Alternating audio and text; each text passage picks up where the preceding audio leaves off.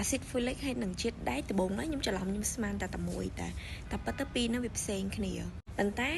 អ្វីដែលយើងត្រូវដឹងថាវីតាមីនសម្រាប់អ្នកដែលមានទម្ងន់ភាគច្រើនហ្មងគឺវាមានពីរមុខនឹងលាយចូលគ្នាបូករួមជាមួយនឹង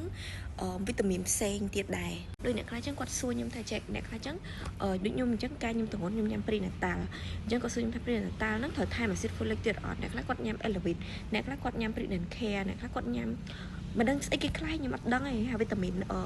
មានផ្ទៃពោះវាមានប្រមាណណាអីអញ្ចឹងណាប៉ុន្តែជាទូទៅ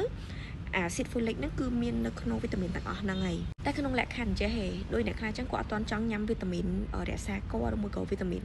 prenatal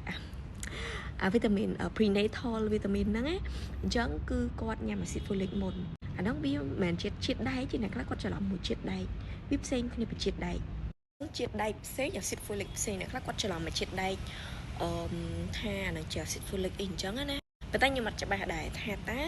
ជាតិដែកដែលចេញពីខាងមណ្ឌលសុខភាពដែលគេមកឲ្យយើងហ្នឹងមាន acid folic នៅក្នុងហ្នឹងអត់សម្រាប់ខ្ញុំអត់បានយកទទួលយកជាតិដែកពីមណ្ឌលសុខភាពទេគឺខ្ញុំញ៉ាំ acid folic ហើយជាមួយនឹងវីតាមីន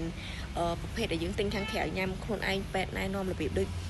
វីតាមីន prenatal អីហ្នឹងខ្ញុំញ៉ាំ prenatal ហើយអ្នកខ្លះគាត់ញ៉ាំ elevit អីចឹងទៅតែប៉ិតអាហ្នឹងគឺជាវីតាមីនរក្សាកឬមួយក៏ញ៉ាំសម្រាប់អ្នកខ្លះចឹងញ៉ាំមុនយកកូនអីចឹងដូចគ្នាទេប៉ុន្តែមុនយកកូនជាទូទៅគឺគេណែនាំ folic acid folic acid គឺតែមួយប៉ុន្តែអីដែលសំខាន់ទាំង acid folic ទាំងជាតិដែកគឺត្រូវការចាំបាច់សម្រាប់អ្នកទម្ងន់គ្រាន់តែថាមុនពេលទម្ងន់ចឹងគេណែនាំ acid folic គេឲ្យយើងញ៉ាំ acid folic ចឹងណាដល់ពេលយើងដឹងខ្លួនឯងទម្ងន់ហើយអ្នកខ្លះអាចថែមជាតិដែកចឹងទៅហើយជាមួយនឹងវីតាមីនផ្សេងទៀត